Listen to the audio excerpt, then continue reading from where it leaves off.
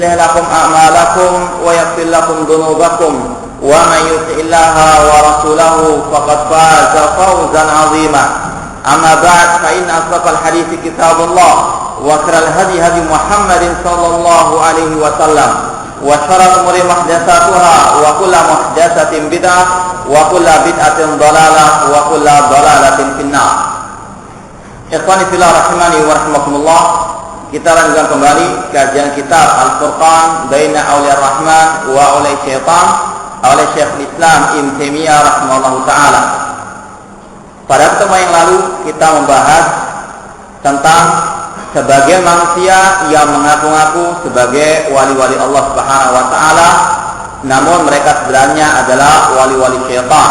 Mereka menipu manusia dengan kedok sebagai wali Allah, sebagai orang yang telah keluar daripada syariat Nabi Muhammad SAW, dan mereka mengaku berhak untuk membuat syariat sendiri selain syariat Nabi Muhammad SAW. Insyaallah kita semua sudah paham orang tersebut bukanlah sebagai wali Allah, namun dia sebagai wali syaitan. Karena tidak akan mungkin seorang bisa menjadi wali Allah kecuali dengan betul-betul menjalankan syariat Nabi Muhammad SAW.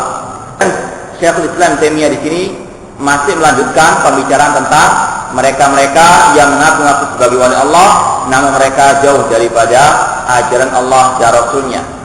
Syekhul Islam berkata, wa qad yaqulu ba'du haula, sebagian mereka mengatakan juga, inna ahla suffati kanu mustaghnina anhu.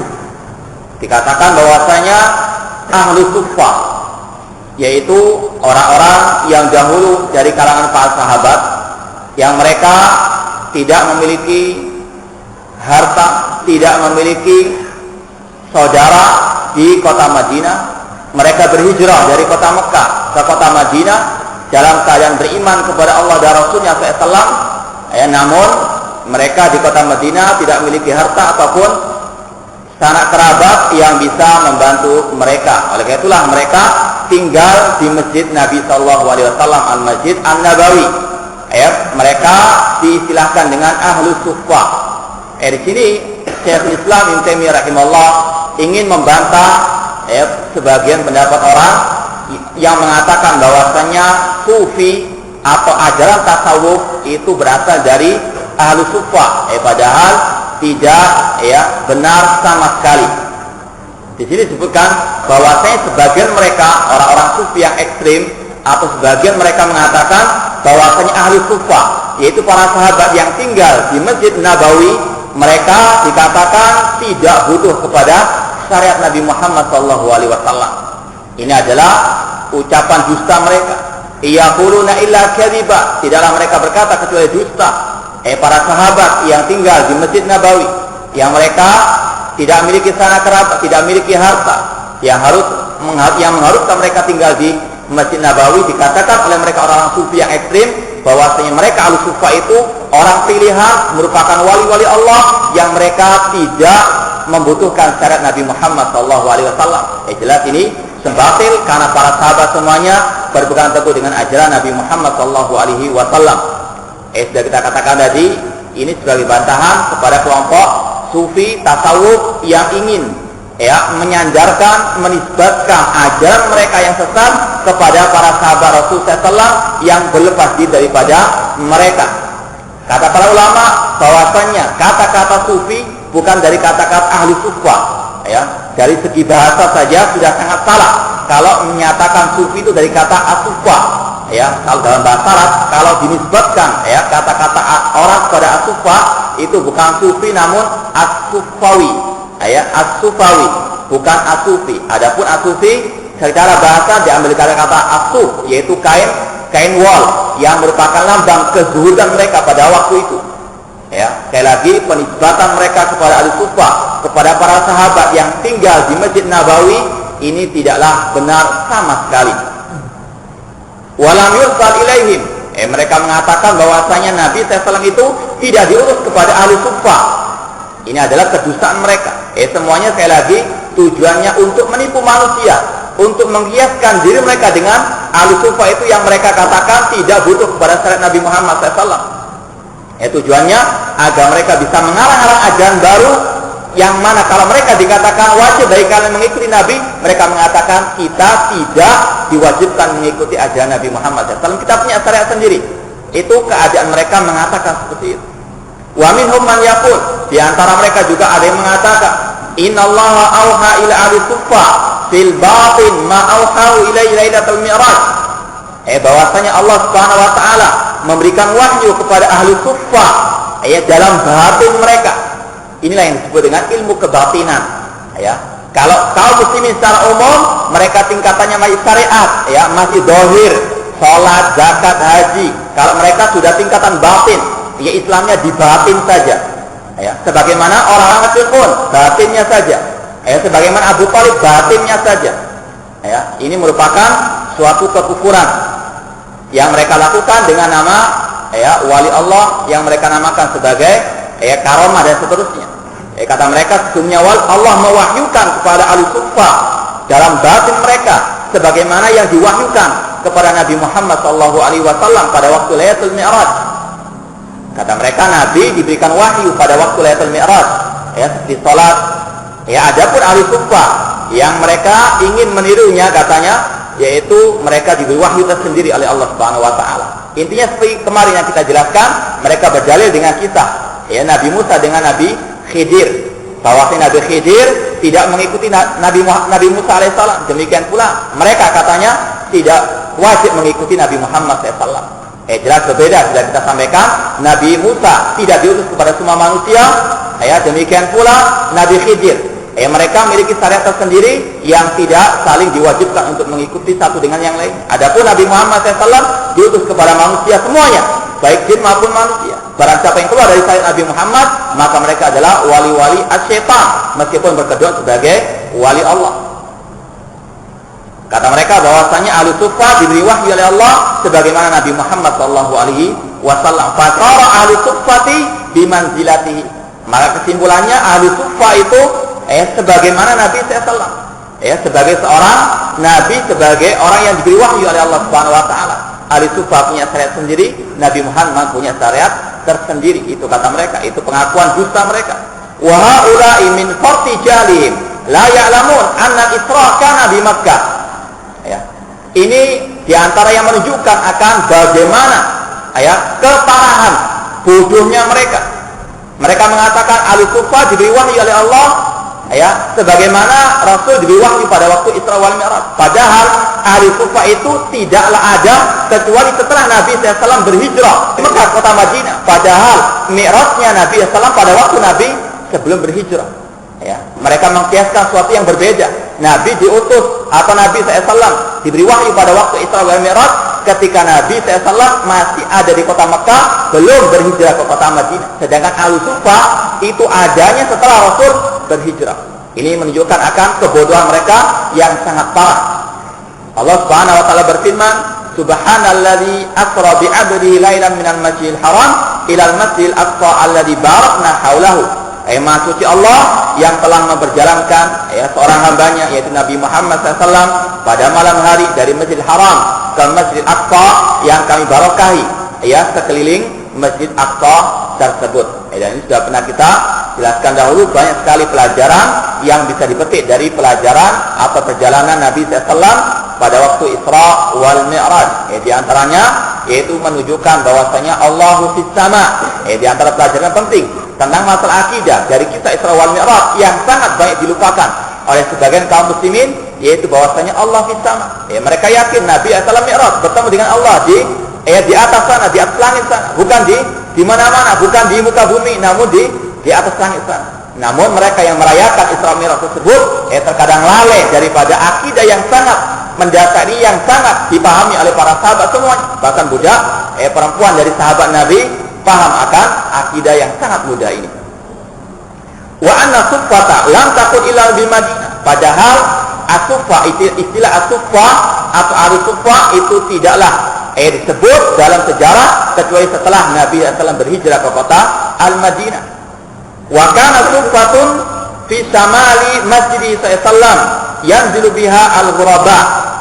Suffa itu kalau diterjemahkan itu terasnya masjid yang ada di utara masjidnya Nabi SAW, di Masjid Nabawi ya sallallahu alaihi wasallam, yang mana orang-orang yang asing ya musafir kalau tidak memiliki sanak kerabat di kota Madinah, mereka singgah di Masjid Nabawi, khususnya di tempat yang disediakan untuk mereka-mereka yang tidak memiliki rumah atau yang tidak memiliki sanak kerabat, yang disilakan dengan sufa. Orang-orang yang tinggal di situ dinamakan ahli sufa. Ya, di antara mereka sahabat Nabi SAW, dan di antara mereka ada yang murtad dari agama Allah Subhanahu Wa Taala. Ya, tidak semuanya yang dijadikan kata-kata ahli sufa itu semuanya sahabat Nabi. Ada yang murtad, nanti akan disebutkan di sini.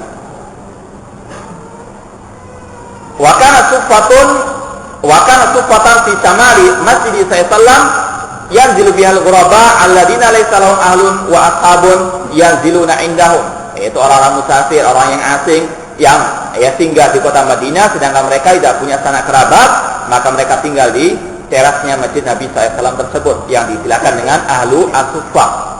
Fa innal mu'minina kanu yuhajiruna ila Nabi sallam ila madinatihi. Orang-orang beriman dari seluruh penjuru negeri, khususnya dari kota Mekah, mereka berhijrah bersama Nabi SAW ke kota Al-Madinah. Faman amkanahu an yanzila fi makanin nazala bihi. Kalau mereka memiliki bekal untuk mendirikan rumah, untuk mendirikan tempat tinggal, maka mereka bertempat tinggal di luar masjid. Kanu yuhajiruna aw man ta'azzara dzalik alaina nazala fil masjid. Adapun yang tidak memiliki bekal, tidak memiliki harta, tidak memiliki sanak kerabat, mereka tinggal di Masjid An-Nabawi ila an yatayassara lahu makanun yantaqilu ilaihi, sampai mereka diberikan keluasan harta oleh Allah Subhanahu Wa Taala, maka mereka pun pindah ke tempat yang lain, tidak terus-menerus tinggal di masjid. Ya, ini diantara yang menunjukkan akan kesalahan sebagian orang yang mengatakan bahwasanya mereka lebih baik tinggal di masjid atau berpindah-pindah ke masjid, tidur di masjid 40 hari, 3 hari, yang silakan dengan khuruj oleh mereka. Meninggalkan sanak keluarga, pindah dari masjid ke masjid yang lain, katakan meniru ahlu sufa yang sering tinggal di masjid selama-lamanya. Padahal tidak. Ahlu sufa mereka yang tidak mampu, tidak memiliki rumah, tidak memiliki tempat tinggal atau sanak kerabat, mereka tinggal di Masjid Nabawi. Kalau mereka memiliki harta, mereka pindah, tidak selama-lamanya tinggal di Masjid An-Nabawi tersebut. Ini juga menunjukkan bahwasanya az-zuhud itu bukan orang itu terus-menerus malas bekerja, tidak berusaha. Al-sufa para sahabat yang fakir, mereka berusaha untuk mendapatkan harta. Kalau mereka dapat, mereka pindah. Bukan terus-menerus mengatakan, kita tinggalkan dunia, kita hidup di masjid saja beribadah, tidak. Nabi SAW tidak menghalalkan hal tersebut. Ini adalah akidahnya orang-orang Nasara, pastor-pastor, biarawa dan biarawati, yang mereka meninggalkan dunia untuk gereja-gereja mereka. Ini bukan agama Islam. Islam memerintahkan untuk kita mengutamakan akhirat, namun tetap untuk kita mencari dunia. Wabtaghi fima atakallahu daral akhirah wa la tansa nasibaka minad dunya. Carilah dari anugerah atau yang kami anugerahkan dari negeri akhirat, dan jangan lupa urusan dunia kalian. Akhirat dicari yang dulu, kemudian baru dunia. Dunia jangan tinggalkan sama sekali. Mereka orang-orang sufi yang sudah sampai tingkatannya ekstrim, mereka mengharapkan dunia. Ini secara lisannya saja, sebetulnya hati mereka tamak terhadap dunia. Lihat tokoh-tokoh mereka, bukan orang-orang yang fakir, mereka adalah orang yang bermegah-megah dalam dunia, namun ucapan mereka bertentangan dengan perbuatan mereka, mengharamkan dunia. Namun mereka sebetulnya tamak dalam hatinya terhadap dunia. Ahlu sufa, orang-orang yang awal kalinya mereka tidak memiliki harta, namun kalau mereka diberikan keluasan Allah, mereka berusaha mencari nafkah, mereka pindah dari Masjid An-Nabawi. Walam yakun ahli suffati nasan bi a'yanihim yulazimuna suffa. Dalam sejarah tidak ada istilah ahli suffa itu terus menerus tinggal di Masjid Nabawi. Mereka berpindah-pindah. Mereka memiliki harta pindah dari Masjid Nabawi tersebut. Balkanu yuqilluna taratan wa yakthuruna taratan ukhra. Kadang jumlah mereka banyak, kadang jumlah mereka sedikit. Sebagaimana keadaan musafir, kalau ada banyak orang musafir, mereka tinggal-tinggal, kemudian meninggalkannya, kembali ke rumah-rumah mereka. Kalau sudah dapat rumah, mereka pindah ke rumah mereka sendiri. Tidak terus-menerus tinggal di teras Masjid Nabi Sallallahu Alaihi Wasallam. Wa yuqim rajul biha zamana. Terkadang seorang tinggal beberapa waktu pada waktu itu, summa yantaqil minha, kemudian berpindah darinya. Walladzina yanziluna biha hum min jinsi sa'iril muslimin. Dan yang tinggal di terasnya Nabi SAW itu bukan orang-orang khusus, bukan orang-orang yang selalu menjadi wali-wali Allah Subhanahu wa taala seperti yang diyakini oleh sebagian orang-orang sufi. Katanya Ahlussufa itu adalah orang-orang yang istimewa, memiliki banyak karamah dan sebagainya. Tidak. Kata Syekhul Islam Taimiyah rahimahullah, Ahlussufa manusia biasa, sebagaimana orang-orang mukmin yang lainnya, sebagaimana orang-orang muslimin yang lainnya, tidak memiliki keistimewaan sama sekali. Mereka adalah manusia yang sehingga yang mereka mampir di Masjid Nabawi tidak memiliki keistimewaan sama sekali. Laisa lahum maziyatun fi ilmin wala din. Mereka tidak memiliki keistimewaan dalam ilmu atau masalah agama sama dengan muslim yang lainnya. Bal fihim man irtadda 'anil Islam. Bahkan di antara yang tinggal di sufahnya Nabi SAW tersebut atau di terasnya Masjid Nabi SAW tersebut atau yang dikatakan ahli sufah tersebut ada yang murtad dari agama Islam. Wa qatalahu Nabi sallallahu alaihi wasallam, dan dibunuh oleh Nabi sallallahu alaihi wasallam ketika dia murtad dari Islam. Karena Nabi bersabda, man baddala dinahu faqtuluh. Barang siapa yang merubah agamanya, murtad dari agamanya, faqtuluh, maka bunuhlah. Namun yang berhak membunuh adalah para pemimpin khalifah kaum muslimin. Kal uraniyin alladzina ishtawal Madinah. Seperti dalam sejarah disebutkan kisah orang-orang yang disebut dengan al-uraniyin, dari Urana. Orang-orang yang pernah tinggal di kota Madinah, mampir di kota Madinah, namun mereka tidak betah sebetulnya dengan kota Madinah tersebut. Au istaqamuha, mereka merasa berat tinggal di kota Al-Madinah. Karena memang kota Madinah ada kelebihan, di antaranya masalah wabah penyakitnya, masalah kesusahan di dalamnya. Yang mana barang siapa yang bersabar, kata Nabi SAW, maka dia akan mendapatkan syafaat beliau.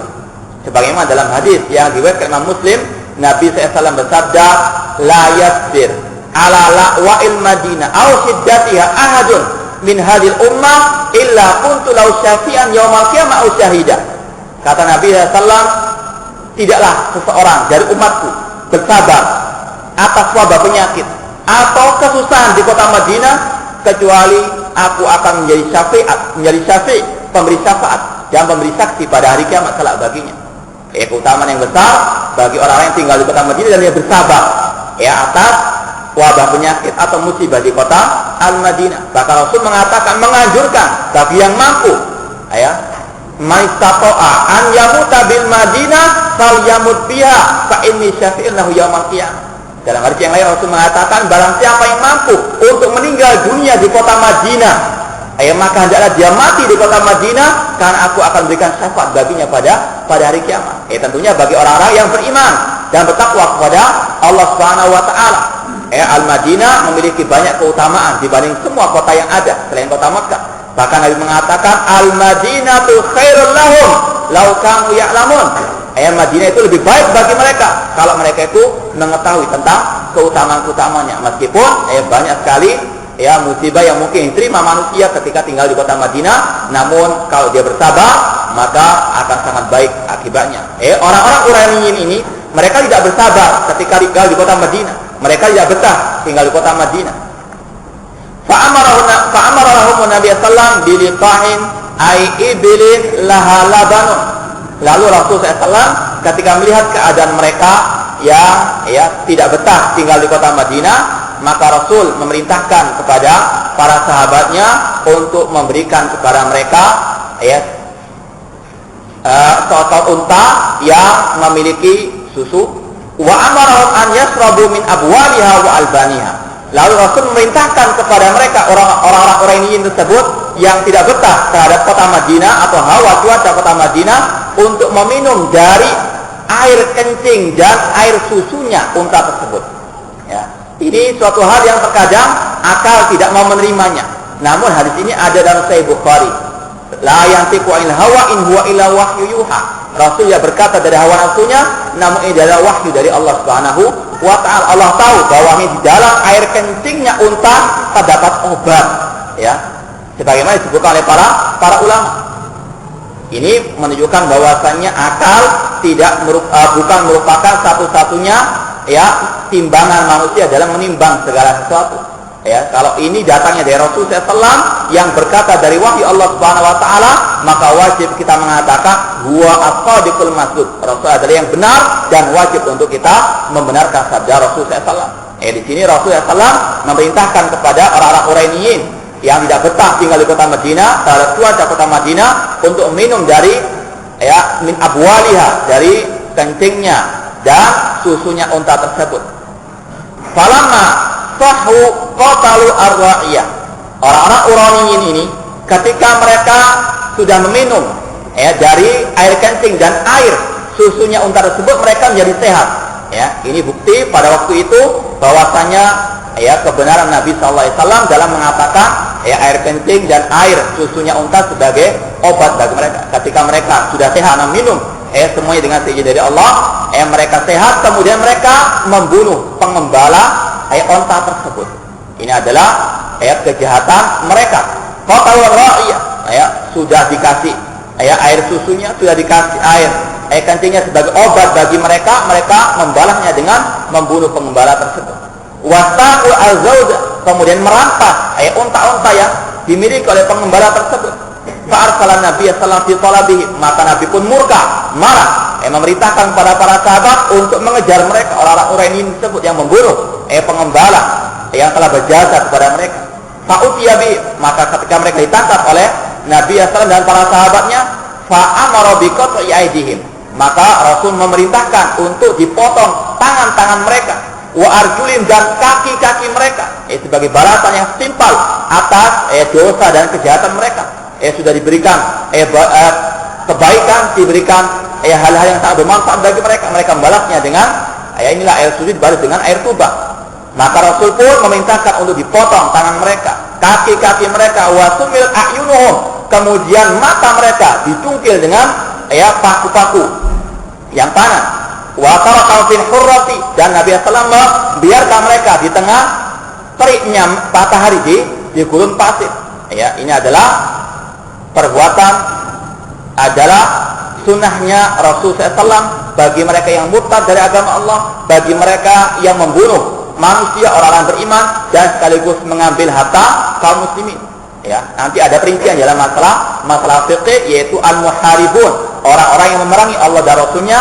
Di antaranya mereka murtad dari agama Allah, membunuh orang muslim, dan mereka mengambil harta kaum muslimin, maka balasannya sebagaimana yang dipraktekkan oleh Rasulullah SAW. Ini bukan suatu hal yang kejam, bahkan yang kejam adalah perbuatan mereka tersebut yang sudah diberikan kebaikan, kemudian membalasnya dengan air tuba.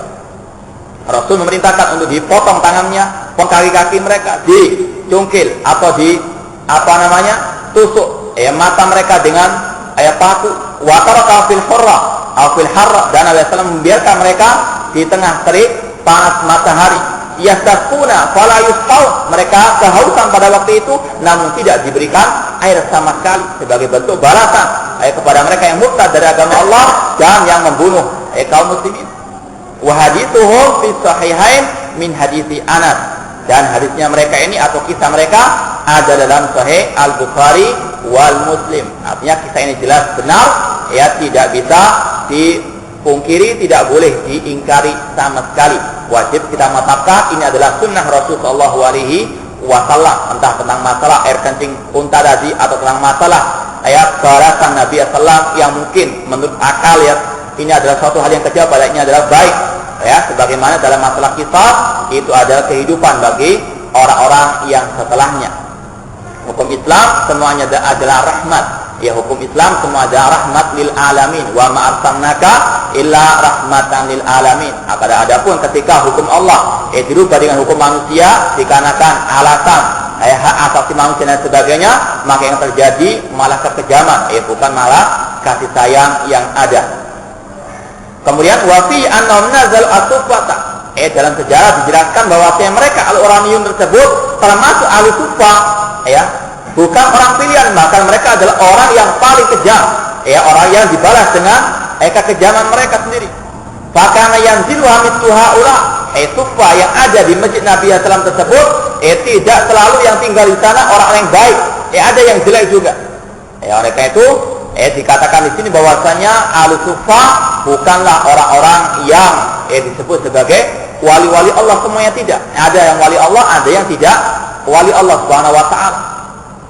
Wa nazala min khiyaril muslimin Sa'ad ibn Abi Waqqas radhiyallahu anhu. Dan di antara yang pernah tinggal Suffah di terasnya Masjid Nabawi adalah seorang sahabat yang sangat mulia yang termasuk salah satu penghuni surga sebagaimana yang telah disabdakan oleh Rasulullah SAW, yaitu Sa'ad bin Abi Waqqas radhiyallahu taala anhu. Beliau sempat tinggal di Suffahnya Nabi tersebut, wa huwa afdal man nazala bis Suffah, dan beliau adalah orang yang paling mulia yang pernah tinggal di Suffah, terasnya Masjid An-Nabawi. Cuma intaqala anna, namun beliau setelah itu pindah dari Masjid An-Nabawi ke rumah beliau sendiri. Ini menunjukkan sekali lagi bahwasanya tidak ada keistimewaan sama sekali tinggal di Suffah tersebut. Ini hanya kebetulan karena mereka tidak memiliki sanak keluarga dan rumah sebagai tempat tinggal di kota Madinah. Wa nazalaha Abu Hurairah radhiyallahu anhu wa ghairu. Demikian pula Abu Hurairah radhiyallahu anhu pernah tinggal di Suffah tersebut namun kemudian meninggalkannya. Dan selainnya, wa qad jama'a Abu Abdurrahman As-Sulami tariqa man nazala as-Suffah. Ada seorang ulama yang bernama Abu Abdurrahman As-Sulami yang mengumpulkan sejarah orang-orang yang pernah tinggal di Suffah tersebut. Wa amal ansar falam yakunu min ahli Suffah. Adapun kelompok al-Ansar dari sahabat Rasulullah SAW yang mereka adalah penduduk Madinah, mereka tidak tinggal di Suffah tersebut karena mereka memiliki rumah masing-masing. Ini sekali lagi menunjukkan bahwasanya para sahabat bukan orang-orang yang kegemarannya itu pindah-pindah masjid, tinggal di masjid dan sebagainya. Mereka memakmurkan masjid Allah, namun mereka bukan orang-orang yang selalu tinggal bermalam di masjid Allah Subhanahu wa taala. Seperti yang diyakini sebagian orang, mereka tinggal di masjid, bermalam di masjid itu karena mereka tidak memiliki rumah. Wa kadzalika akabirul muhajirin, demikianlah para pembesar orang-orang muhajirin, para sahabat muhajirin, Abu Bakar, wa Umar, wa Utsman, wa Ali, wa Talha, wa Zubair, wa Abdurrahman bin Auf, wa Abu Ubaidah bin Jarrah, wa ghairuhum. Selain Sa'ad bin Waqqas, dari 10 sahabat yang dijai masuk surga, tidak pernah mereka bermalam, tidak pernah mereka tinggal menjadi penduduk ahli Suffah tersebut. Lam yakunu min ahli Suffah, mereka tidak menjadi ahli as-Suffah. Wa qarruya annahu kana biha gulamul Mughirah bin Syu'bah. Diriwayatkan juga bahwasanya di antara ahli Suffah tersebut ada yang disilakan dengan Gulamul Mughirah bin Syu'bah, budaknya Al-Mughirah bin Syu'bah yang membunuh Umar bin Khattab radhiyallahu anhu, yaitu Abu Lu'lu' al-Majusi. Ini menunjukkan bahwasanya ahli Suffah bukan semuanya wali-wali Allah. Sebagian wali Allah, sebagian tidak. Maka tidak bisa jadikan ukuran untuk mengetahui al-haq tersebut. Di antara mereka ada yang membunuh para sahabat Rasulullah SAW. Kemudian wa anna Nabi sallallahu qala hadza wahidun minas sab'ati. Kemudian Nabi mengatakan, namun ini ada hadisnya yang tidak sahih, ini adalah salah satu dari 7 wali. Dikatakan oleh Syekh Al-Albani rahimahullah, ini berkaitan dengan istilah sufi, yaitu mereka mengatakan mereka punya istilah-istilah sendiri tentang masalah wali-wali tersebut.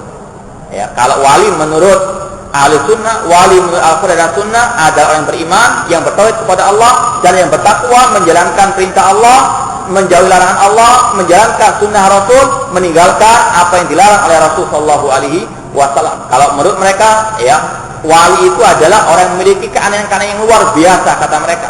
Bahkan mereka mengatakan namanya wali adalah orang-orang yang memiliki hak untuk mengatur alam semesta. Mereka memiliki istilah-istilah tersendiri dalam kitab-kitab mereka. Dan di sini dibahas oleh Syekhul Islam Ibnu Taimiyah rahimahullah taala. Mereka juga membawakan hadis-hadis tentang keutamaan wali-wali mereka. Ada yang disilakan dengan abdal, ada yang disilakan dengan al-aqtab dan seterusnya. Saya nukilkan di sini dari ucapan Syekh Al-Albani. Qala Syekh Al-Albani rahimahullah, wa'lam anna ahadits al-abdal la yasihhu minha syai'un. Hadis-hadis tentang istilah al-abdal. Orang sufi memiliki istilah al-abdal, merupakan wali Allah. Nanti akan kita bacakan apa itu yang dimaksud dengan al-abdal. Ya, hadis tentang al-abdal ini tidak ada yang sahih sama sekali. Hadis tentang wali-wali yang menurut versi sufi ini tidak ada yang sahih sama sekali. Wa kulluha ma'lulatun, semuanya ada cacatnya. Wa ba'du asadu da'fan min ba'did, sebagian lebih lemah daripada sebagian yang lainnya. Disebutkan oleh Syekh Al-Albani dalam Silsilah Dhaifah jilid yang kedua halaman 339.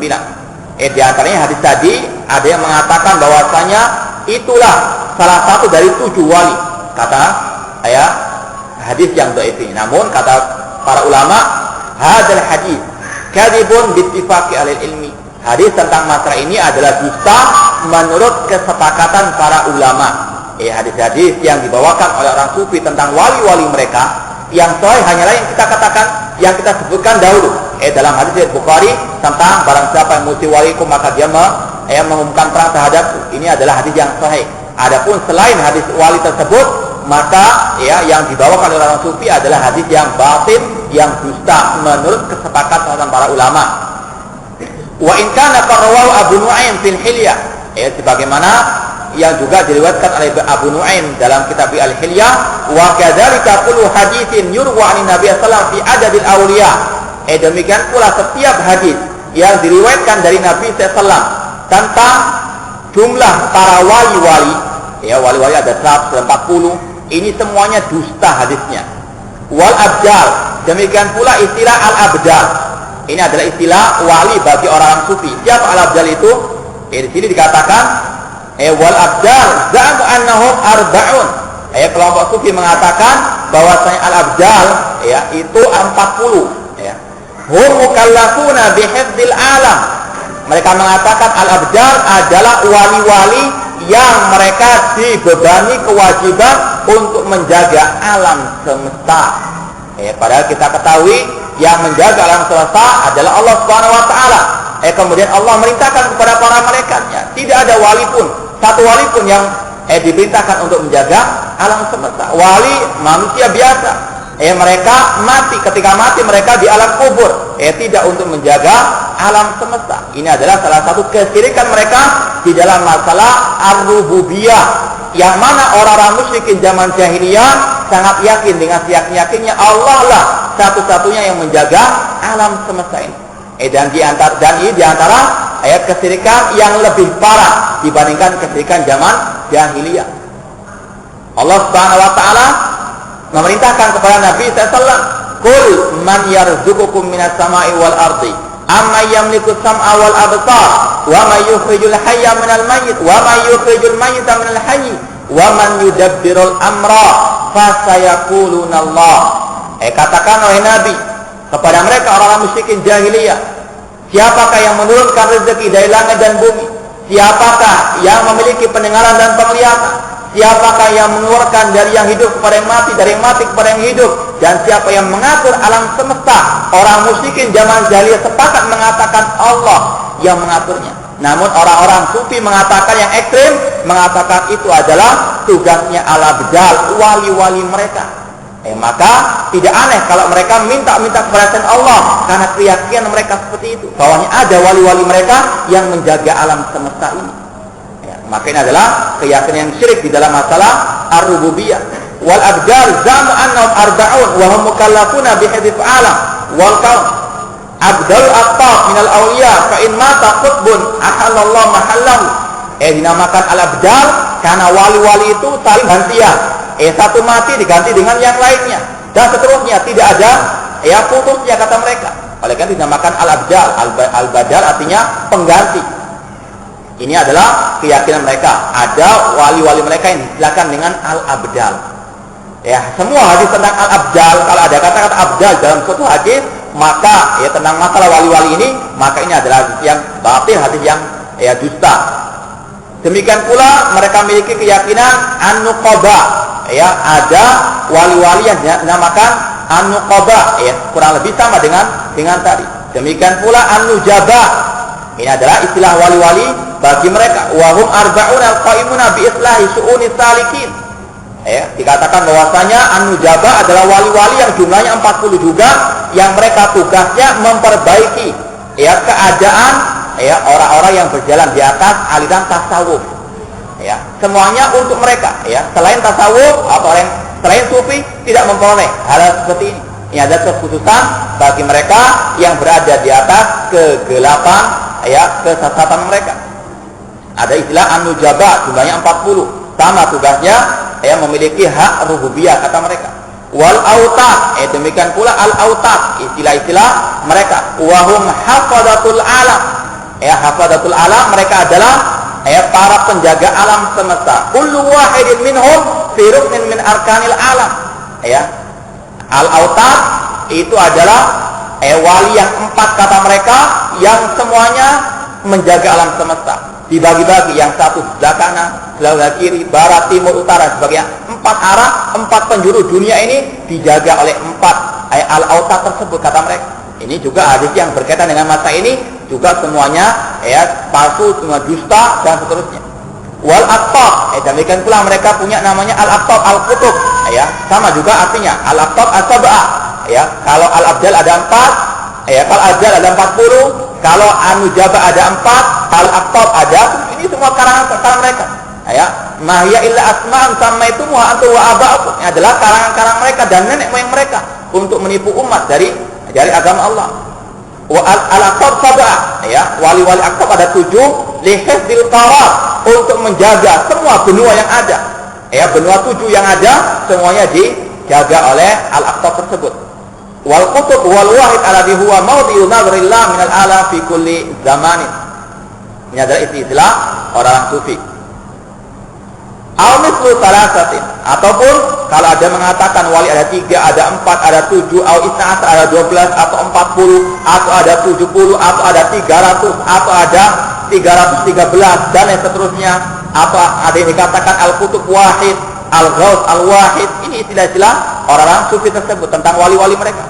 Falaisa fi dzalika syai'un sahihun anin Nabi sallallahu alaihi wasallam. Kata Syekhul Islam Taimiyah, tidak ada satu hadis pun yang sahih tentang masalah wali-wali yang menurut istilah sufi tersebut, baik bilangannya, baik istilah-istilah mereka, semuanya hadis-hadis yang lemah. Walam yantiq as-salaf bi syai'in min hadhil alfaz illa bi lafzil abdal. Tidak ada satu orang salaf pun, para ulama sahabat, tabi'in dan tabi'in atau imam yang 4, ya mereka mengucapkan ucapan-ucapan seperti ini atau ungkapan-ungkapan wali-wali yang mereka ucapkan ini. Kecuali lafaz al-abdal, namun itu maksudnya bukan seperti yang mereka katakan al-abdal. Kalau menurut istilah para ulama salaf, yaitu para ulama ar-rabbaniyun, yang mereka adalah manusia-manusia yang menjaga agama Allah dengan ilmu dan amal serta dakwah mereka. Waruya fihim haditsun annam arba'una rajulan. Ada juga riwayat yang mengatakan mereka itu jumlahnya 40 orang. Ini juga tidaklah benar. Wa annahum bisyam, ada yang mengatakan wali-wali tersebut ada di negeri Syam sana. Ini juga tidaklah benar. Wa huwa fil musnad, dan hadis ini ada dalam musnad Imam Ahmad. Namun tidak semua yang di dalam musnad Ahmad itu sahih, ada yang dhaif, ada yang sahih. Min hadits Ali karramallahu wajhahu. Syekhul Islam mengatakan di sini dengan istilah Ali karramallahu wajhahu. Semoga Allah memuliakan wajah Ali. Ini adalah istilah kata para ulama, adalah istilah yang tidak sepatutnya untuk dipakai untuk mendoakan Ali bin Abi Thalib radhiyallahu ta'ala anhu, karena ini adalah istilah yang pertama kali dipakai oleh orang-orang Syiah yang mengkultuskan Ali bin Abi Thalib radhiyallahu ta'ala anhu. Cukup kita mengatakan Ali bin Abi Thalib radhiyallahu anhu sebagaimana yang diberikan oleh Allah Subhanahu wa taala, wasabiqunal awwaluna minal muhajirin wal ansar walladzina tabauhum bi ihsan radhiyallahu anhum wa radu'an. Untuk sahabat cukup kita mengatakan Abu Bakar As-Siddiq radhiyallahu anhu, Umar radhiyallahu anhu, Utsman radhiyallahu anhu, Ali radhiyallahu anhu. Bukan memakai kata-kata karramallahu wajha. Memang artinya benar, cuma ini adalah salah satu syiarnya orang-orang Asy-Syiah yang suka mengkultuskan Ali, yang suka mengkultuskan Fatimah. Mereka menamakan Fatimah Az-Zahra. Ini juga ada istilah mereka. Kalau di Madinah itu ada istilah Bir Ali, sumurnya Ali, untuk orang-orang yang mau umrah atau haji. Padahal itu namanya yang dinamakan Rasulullah SAW adalah Dzul Hulaifah. Ada nama-nama yang mereka karang-karang sendiri yang mereka nisbatkan kepada Ali bin Abi Thalib radhiyallahu anhu sebagai pengkultusan mereka kepada Ali. Mereka mengatakan Ali itu karramallahu wajhah, karena kalau kata mereka Ali tidak pernah sujud kepada berhala, maka doanya semoga Allah memuliakan wajah Ali, karena wajah Ali tidak pernah bersujud kepada berhala. Maka kata para ulama, kalau memang itu yang dimaksud, mengapa mereka tidak menggunakannya untuk Abu Bakar As-Siddiq? Abu Bakar As-Siddiq tidak pernah dalam sejarah sujud kepada berhala sama sekali. Mengapa? Doa ini tidak dipakai untuk Abu Bakar As-Siddiq. Ini adalah kesesatan mereka. Tidak mungkin mereka mendoakan Abu Bakar As-Siddiq, bahkan mereka orang Syiah sangat murka, sangat bermusuhan dengan Abu Bakar As-Siddiq radhiyallahu taala anhu. Maka cukup kita mengatakan Ali radhiyallahu anhu. Demikian pula kata para ulama, penggunaan kata alaihi salam untuk Ali secara khusus ini juga tidak selayaknya dipakai. Cukup sekali lagi kita mengatakan Ali radhiyallahu anhu. Adapun alaihi salam, Ali alaihi salam, Ali karramallahu wajhah, ini ada di antara syiar-syiarnya orang-orang Syiah qatalahumullah. Maka wajib untuk kita berhati-hati, wajib kita untuk menyelisihi agama Syiah. Wa huwa haditsun munqati'un falaysa bisabitin. Kata Syekh Ibnu Taimiyah, hadis-hadis tentang masa ini meskipun diriwayatkan Imam Ahmad dari Ali bin Abi Thalib radhiyallahu anhu, maka hadisnya terputus, tidaklah sah hadisnya. Wa ma'lumun anna Ali bin Abi Thalib wa man ma'ahu min as-sahabah kan afdala min Muawiyah wa man ma'ahu bis-Syam. Dikatakan bahwasanya kalau dikatakan wali-wali Allah itu hanya ada di negeri Syam, padahal telah diketahui bahwasanya Ali bin Abi Thalib pada waktu itu ada di negeri Kufah, bersama para sahabat yang lainnya, dan Ali bin Abi Thalib menurut Syekh Islam Taimiyah rahimahullah lebih mulia daripada Muawiyah. Ini bukan menjelek-jelekkan Muawiyah radhiyallahu anhu, la kala wa hasa. Tidak sama sekali. Cuma kita katakan para sahabat itu semuanya mulia. Sudah kita katakan dahulu dan saya jelaskan berkali-kali, para sahabat semuanya mulia. Namun dari yang mulia tersebut ada yang paling mulia. Semua sahabat adalah mulia, generasi yang terbaik. Namun yang paling baik di antara para sahabat Abu Bakar As-Siddiq, kemudian Umar bin Khattab, kemudian Utsman bin Affan, kemudian Ali bin Abi Thalib. Kalau dibandingkan antara Ali dan Muawiyah, tentunya yang paling afdal adalah Ali, meskipun tidak boleh kita mencela Muawiyah radhiyallahu taala anhu. Namun sebagian orang, khususnya orang Syiah dan yang terpengaruh dengan Syiah, ketika mereka mengkhususkan Ali, ketika mereka mengutamakan Ali, mereka mencela Muawiyah. Ini bukan manhajnya, bukan akidahnya Ahlussunnah. Rasul mengatakan la tasubbu ashabi, jangan kalian mencaci maki salah seorang dari para sahabat. Haram mencaci maki sahabat siapapun orangnya, dari kalangan sahabat yang pernah bertemu dengan Rasul, yang masuk Islam dan yang mati dalam Islam, itu adalah sahabat Rasul, tidak boleh untuk dicela. Barang siapa mencela sahabat Rasul, maka dia seorang yang zindiq. Seperti yang dikatakan oleh Abu Zur Ar-Razi rahimahullah taala, seorang ulama salaf, beliau mengatakan, idza ra'aita rajulan intaqasa ahadan min ashabi Rasulullah fa'lam annahu zindiq. Apabila engkau melihat seseorang mencela salah satu sahabat Rasulullah SAW, maka ketahui dia adalah zindik, dia adalah munafik. Fa innal Qur'ana indana haqqun wal ar-rasul indana haqqun. Al-Qur'an dan hadis Rasulullah SAW itu adalah hak menurut kita. Wa inna ma'adda ilaina hadzal kitab wa sunnah ashabu Rasulullah SAW. Sesungguhnya yang menyampaikan kepada kita Al-Qur'an dan Sunnah adalah para sahabat. Mereka yang paling berjasa kepada kita semuanya. Kemudian kata beliau, innama yudayiluna an yujallu syuhudana liyubtul kitab wa sunnah. Mereka yang mencela sahabat tujuannya untuk mencela Al-Qur'an dan Sunnah. Itu asal tujuan mereka mencela Al-Qur'an dan Sunnah, namun lewat celaan kepada para sahabat. Wal jarhu bihim aula wa hum zanadiqa. Orang yang mencela sahabat itu yang lebih layak untuk kita celah, dan mereka adalah para zindik, orang-orang yang munafik. Bukan berarti kalau kita mengatakan Ali lebih afdal dari Muawiyah, kita mencela Muawiyah, tidak sama sekali. Sebagaimana kita mengatakan Rasul SAW, Muhammad bin Abdullah SAW itu lebih baik daripada Isa alaihissalam. Namun bukan berarti itu mencela Isa alaihissalam. Allah mengatakan tilka rusulu faddalna ba'dhum ala ba'dhin. Demikianlah para rasul-rasul kami utamakan salah satu dari mereka di atas yang lainnya. Ada tingkatan-tingkatannya, meskipun semuanya adalah manusia yang mulia. Rasul semuanya adalah manusia yang mulia, namun yang mulia ada yang mulia lagi. Demikian pula para sahabat semuanya mulia, namun di atas yang mulia ada yang paling mulia, yaitu Abu Bakar As-Siddiq, kemudian Umar, kemudian Utsman, kemudian Ali bin Abi Thalib. Kalau ada orang mengatakan bahwasanya yang mulia adalah Muawiyah daripada Ali radhiyallahu anhu, salah. Kita tidak boleh ekstrem kanan, ekstrem kiri. Tidak boleh kita mendahulukan Muawiyah daripada Ali bin Abi Thalib. Kita katakan Ali lebih mulia. Namun boleh kita ekstrem yang kiri yaitu mencela Muawiyah harus wasat. Kita katakan semuanya mulia, semuanya tidak boleh dicela. Namun yang mulia itu ada yang lebih mulia lagi. Di antara dua orang tersebut, Ali yang lebih mulia.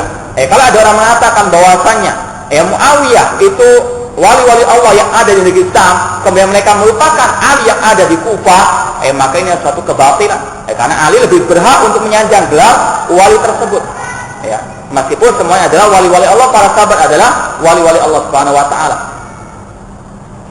Kan afdhalu min Muawiyah, mereka Ali bin Abi Thalib lebih mulia daripada Muawiyah. Wa man ma'ahu bisyam, yang ada di Syam, fala yakunu afdhalan nas fi askari Muawiyah duna askari Ali. Yang ada di tentaranya Ali itu lebih afdal daripada ada tentaranya Muawiyah radhiyallahu taala anhu. Wa qad akhraja fi sahihain an Abi Sa'id an Nabi sallallahu alaihi wasallam annahu qala, disebutkan dalam Sahih Bukhari dan Muslim dari sahabat Abu Sa'id Al-Khudri radhiyallahu anhu bahwa Nabi sallallahu alaihi wasallam bersabda, tamruku mariqatun minad din ala hini furqatin minal muslimin yaqtuluhum awla ta'ifataini bil haqqi. Akan keluar sekelompok manusia dari agama ini ketika terjadinya perpecahan di antara kaum muslimin, yang mana salah satu dari kelompok tersebut yang di atas kebenaran, mereka akan memeranginya.